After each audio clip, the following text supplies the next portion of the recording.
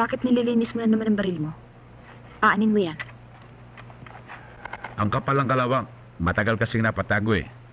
Sayang naman kung pababayaan ko. Kung ano man ang problema mo, hindi mo dapat sarilinin. Dapat, karamay mo kami mag-iina. Diba? Pinagsisihan mo na lahat ng kasalanan mo. Namamanata ka taon-taon. Tsaka, nangako ka. Hindi ka nagagamit ng baril. Walang iya ka ba tayo, mamaya?